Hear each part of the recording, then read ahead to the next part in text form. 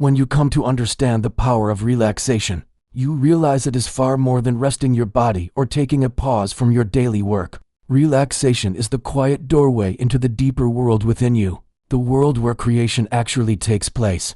Every great change in your life begins not on the outside with effort or struggle, but on the inside when you enter that invisible realm of imagination. When the mind is still and the body at ease, something profound happens. You begin to feel a shift, a soft opening into a space where the senses no longer dictate what is real. In that moment of stillness, you discover the true workshop of your life.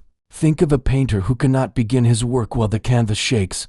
Only when the canvas is steady can he apply his brush with precision. In the same way, your imagination paints the picture of your future. If you are restless, anxious, or tense, the canvas of your mind is unsettled and the strokes blur into confusion. But when you relax, when you let every worry fall away, the canvas becomes still and imagination takes hold with clarity. That quiet moment, where you let yourself drift away from the noise of the world, is the beginning of true creation. Many people believe that imagination is something childlike or fanciful, but it is the most practical tool you possess. Everything you now see in the world around you began first as an image, a vision, or a feeling in the unseen. Every invention, every achievement, every shift in a person's life began when someone dared to enter imagination and give substance to what the eyes could not yet see. The act of relaxing into this world is what allows you to bypass the limitations of the senses. For as long as you are preoccupied with the facts of the outer world, you remain bound to them. Only in stillness do you rise above appearances and touch the reality that already exists in seed form within you. Relaxation does not mean collapsing into sleep without purpose. It means a deliberate letting go of outer effort so that you may enter inner creation. When you close your eyes and allow your breathing to settle, you step away from the constant demands of the physical world. That is when you begin to feel the gentle movement of imagination. You might see a scene, hear a word, or simply sense a new state of being. The doorway opens only in quietness. This is why those who learn to relax can shape their world with greater ease, for they no longer waste energy fighting with appearances. They go straight to the cause of all things. The cause of everything you will ever experience is found in imagination. If you want proof, look back at your own life. Recall a time when you entertained a thought, perhaps a small daydream or a persistent feeling. At first it seemed unimportant, yet later it took shape as an event in your life. What happened inside became flesh outside. This is the law at work. Relaxation is the way you enter the creative field where these invisible seeds are planted. Every image you nurture there, every feeling you hold as real, must eventually blossom into fact. When you truly relax, you shift your focus from effort to assumption. You stop trying to make things happen by force, and instead allow yourself to feel the reality of what you desire. In that moment, you become one with it. This is why relaxation is the doorway to imagination. It is not mere rest, it is alignment. It is the surrender of the outer self so the inner self can move freely. Those who master this art find that their desires flow to them with less struggle, because they are operating from the center of creation itself. Once you see this clearly, you begin to understand the second truth. The state you enter shapes your world. Every state of consciousness is a world in itself. A state of fear carries with it fearful events, fearful conversations, and fearful outcomes. A state of love brings loving encounters, opportunities, and harmony. A state of lack manifests as closed doors, empty hands, and disappointment. A state of abundance produces open paths, new resources, and fulfillment. The world you see around you is nothing more than the outpicturing of the state you have accepted within yourself. To change your life, you must change your state, but you cannot do this while struggling against appearances.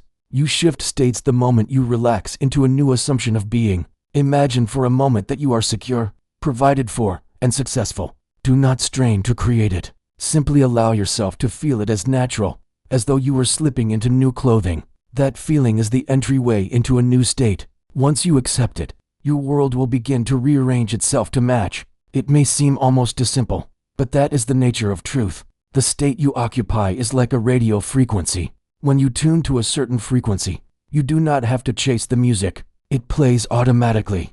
In the same way, when you relax into the state of your wish fulfilled, the events and circumstances belonging to that state are drawn to you without struggle. You have shifted the channel of your life, and the outer world responds accordingly. Notice how you feel when you try to force life into shape. There is tension, resistance, and endless effort. yet often the result is unsatisfying. This happens because you are still living in the old state, while trying to demand the fruits of a new one. The outer world cannot yield to you until the inner world has changed. The moment you occupy the state, the outer begins to transform.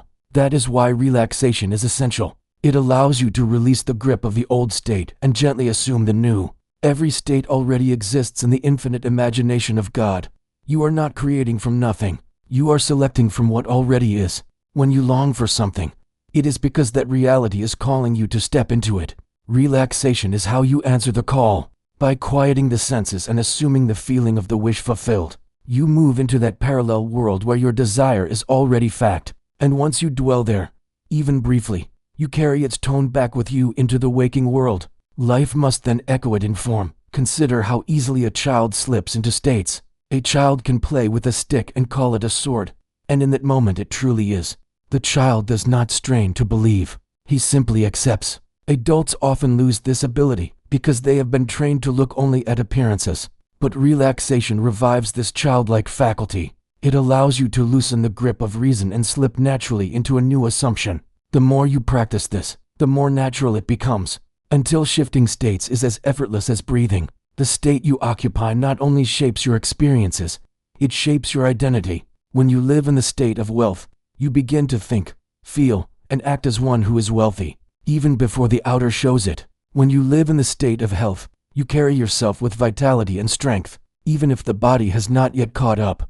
The outer must eventually conform to the inner, for that is the law of life. But it begins with the willingness to relax, to step into a new state and let it clothe you. What you must remember is that states are not changed by effort or argument. They are changed by surrender. When you relax, you stop fighting with the old state. You stop resisting it, and instead you turn your attention inward to the new. You accept it quietly, without strain. And because you have accepted it, it becomes real to you. Soon enough, it becomes real in the world around you as well. This is why some people seem to manifest easily while others struggle. Those who relax into the new state allow it to take hold. Those who remain tense are still tied to the old state, even as they beg for change. Your task is simple: relax, assume, and dwell in the feeling of the wish fulfilled. The world will mirror back what you have chosen within. In every moment of your life, you are occupying a state. Some are chosen deliberately, others are accepted unconsciously. Relaxation gives you the power to choose consciously. It allows you to step back from the noise and say, "This is who I am now. This is the world I dwell in." Once you make that choice and rest in it, the outer life reshapes itself accordingly. So let your body rest, let your mind grow quiet, and step into the unseen world where everything is already complete. Choose the state that reflects your deepest desire, and relax into it as though it were the most natural thing in the world. That is the true art of creation, and it is available to you in every moment you remember to be still. Desire is often misunderstood. Many people treat it as something suspicious or even dangerous, as though to want is to show weakness or to lack discipline. Yet if you look more deeply, you will see that desire is not an enemy to be conquered, but a friend that guides you. The longing that rises in your heart is not random. It is the very whisper of the divine within you. Desire is the voice of God speaking to you in the only way it can, through your imagination and your feelings. Every time you feel a pull towards something greater, every time an image of a better life flashes across your inner vision, it is the infinite revealing to you a piece of what already belongs to you. When you learn to view desire in this way, you no longer resist it or feel guilty for wanting more. Instead, you honor it as guidance. If the seed of a tree could speak, it would express a desire to become the full-grown tree it was meant to be. In the same way, your desires are the seeds of your potential. They are not things you must chase or earn. They are things you are meant to grow into. Relaxation is the way you water these seeds, for it allows you to stop clutching at the outer world and to nurture the inner world, where desire already has its roots. Imagine for a moment that you are listening to a friend telling you something important. If you are restless, if your mind is elsewhere, you miss the meaning. But when you are still and attentive, you catch every word and understand what they are saying. Desire speaks in much the same way. It does not shout, it whispers. It comes as a feeling, a gentle nudge, a picture that repeats itself in your mind. To catch it, you must quiet yourself. In relaxation, you are finally able to hear what your desire is saying. And when you hear it clearly, you realize it is not a distant dream, but a present reality asking to be recognized. This recognition is everything. For the moment you recognize desire as the voice of God, you stop asking how or when it will come to pass. You realize it already exists in the unseen, and your task is not to bring it into being but to assume it as real. The act of assumption is the way you say yes to desire. It is how you answer the call of God within. Without relaxation, assumption becomes forced and mechanical. But when you relax, assumption flows naturally. You simply rest in the awareness that what you long for is already yours, and in that resting, you unite with it. The world often teaches that to fulfill desire you must work harder, struggle longer, and sacrifice more. But this endless effort only reinforces the idea that you and your desire are separate. Desire itself is proof of possession. The moment you accept that the longing is God's promise, you know that what you desire is already contained within you. Relaxation lets you hold the key with ease and walk through the door without strain. This leads naturally to the fourth truth, which is that effort confirms separation while relaxation affirms union. To struggle is to say, I do not yet have what I want, and I must fight for it. Every ounce of strain is a confession of lack. When you try to force your way into a new state, you declare silently that you are not there. On the other hand, when you relax, you affirm that it is already yours. You rest because you know. You trust because you have accepted. Relaxation is the evidence of faith. Think of how you behave when you sit in a chair. You do not question whether it will hold you. You simply rest your full weight upon it. That is faith in practice. In the same way, when you relax into the feeling of your wish fulfilled, you are resting your full being upon it. You are no longer questioning whether it will come. You are simply enjoying it as though it already is. This is not laziness, it is alignment. It is not passivity, it is participation in the creative act. Strain is unnecessary because the work is already finished in the unseen. The paradox is that many people work themselves to exhaustion trying to manifest what could have been received with ease. They chant, visualize, repeat affirmations endlessly, but all the while they remain tense. The tension betrays their true belief that they do not yet have what they seek. Relaxation, however, carries a different vibration. It is quiet confidence. It is the calm assurance that says, I already am what I long to be. From this state, action arises naturally, not from fear or lack, but from fulfillment. And those actions are always fruitful, because they are born of alignment rather than struggle. When you truly relax into union with your desire, you begin to notice subtle changes in the way you carry yourself. Your words shift, your outlook shifts, and your interactions with others shift. People respond differently to you because they are responding to the state you have assumed. You no longer chase opportunities, they present themselves. You no longer force conversations, they flow. The world outside starts to mirror the ease you have found inside. Effort belongs to those who believe they are separated from their goals. Relaxation belongs to those who know they are one with them. Every time you struggle, you declare distance. Every time you relax, you declare unity. And because the world is a mirror, it must reflect whichever declaration you make. If you claim separation, the world shows you barriers. If you claim union, the world shows you fulfillment. Look at the difference between a river that flows and one that is dammed up. The flowing river moves effortlessly, carving valleys and nourishing the land, because it follows its natural course. The dammed river struggles against resistance until it bursts or stagnates. Your inner life works the same way. When you resist and strain, you block the flow of creation. When you relax, everything moves naturally, and what is meant for you reaches you in perfect order. There is a wisdom in stillness that effort can never produce. When you are tense, your vision narrows and you miss the signs that life is offering you. When you are relaxed, you notice the small promptings, the inner nudges, and the outer synchronicities that guide you toward fulfillment. You realize you are not forcing events into being, but aligning with the rhythm of something greater than yourself. Relaxation is not only union with your desire, but union with the very flow of life itself. Think of the times in your life when something wonderful happened without your planning. Perhaps you met someone at the perfect moment, or an opportunity appeared when you least expected it. These moments were not the result of endless effort. They were the result of being in the right state. When you are relaxed, you are receptive. You allow life to bring to you what belongs to you. Effort pushes things away.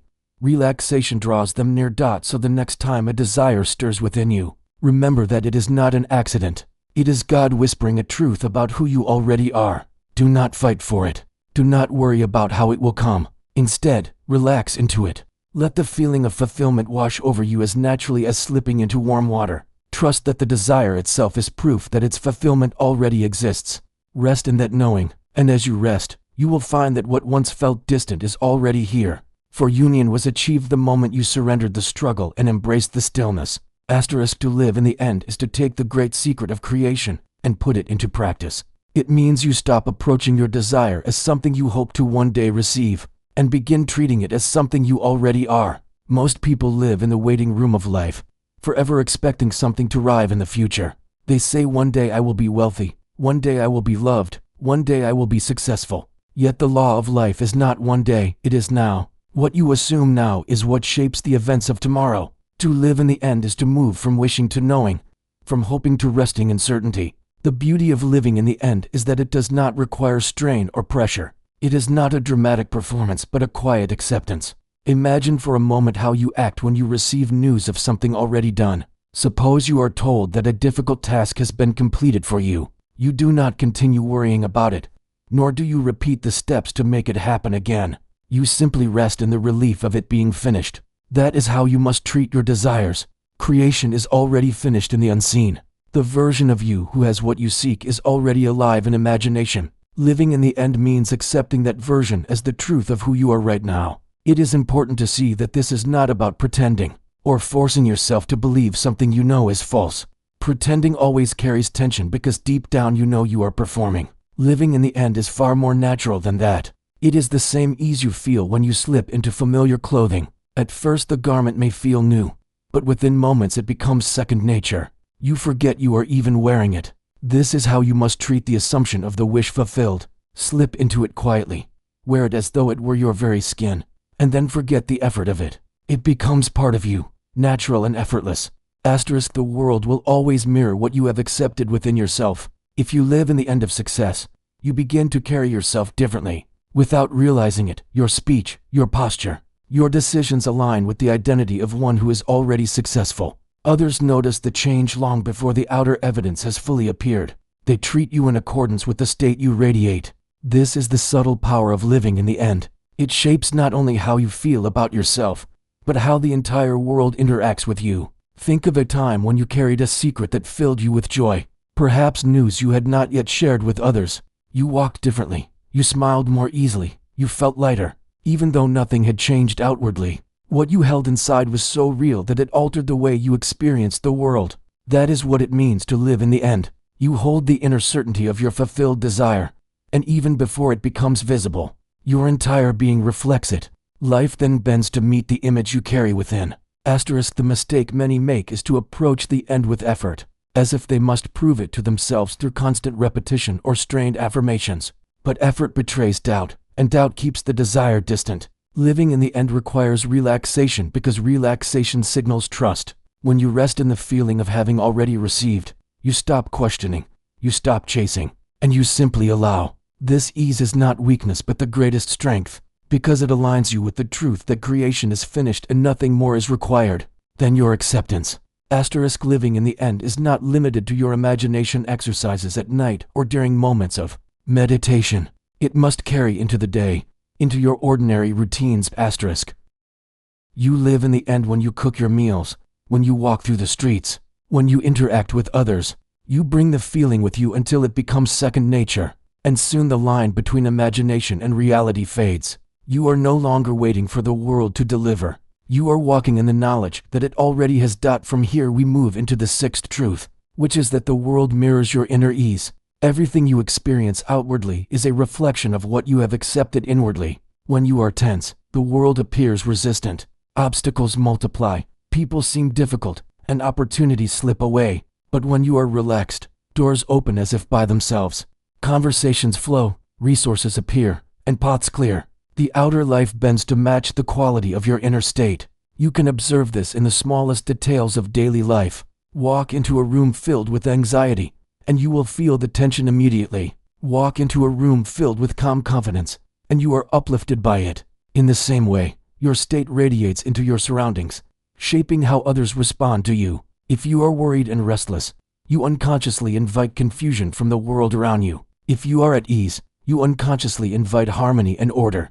The mirror never lies. This is why the art of relaxation is so powerful. By letting go of resistance, you send a clear message to the world that all is well, that what you seek is already secured. And the world, being nothing more than a projection of your inner assumptions, responds accordingly. You find yourself in the right place at the right time, meeting the right people, encountering the right circumstances. What once seemed like coincidence is revealed to be the natural outworking of your state. It is important to understand that the mirror of life does not delay out of cruelty. It delays because the image you are holding is not yet consistent. If you waver between tension and ease, between doubt and faith, the reflection shifts accordingly. But the moment you settle into ease, the mirror stabilizes.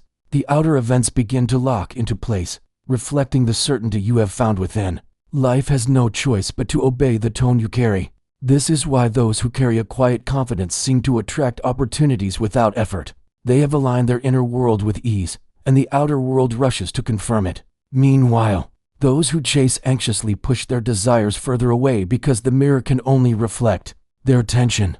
The law is impartial. It gives back to you what you have assumed, no more and no less.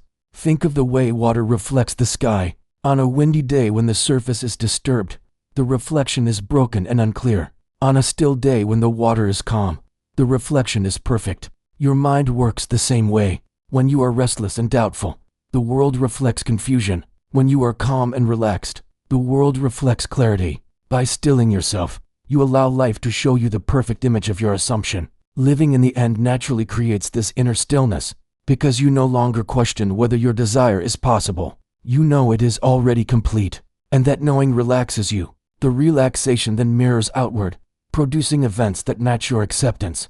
It becomes a cycle of fulfillment, each reflection reinforcing the ease that produced it. You might ask how to cultivate this ease when the world appears to contradict your desire. The answer is to remember that the outer world is the past, not the present. It is the echo of previous states you have occupied. Do not mistake the echo for the cause. The cause is always your present assumption. If you continue to relax into the end, the echo will fade and the new reflection will take its place. Patience is simply the willingness to let the old fade away while you remain faithful to the new. Ease does not mean inactivity. It means that every action you take flows from the assurance of fulfillment, rather than the fear of lack. You no longer run frantically, you walk calmly. You no longer grasp, you receive. Your movements are guided by clarity rather than confusion, and because they are aligned with your inner state, they bring results with far less effort. The outer world is no longer a battlefield but a mirror. And when you understand this, you treat it with the calm respect it deserves.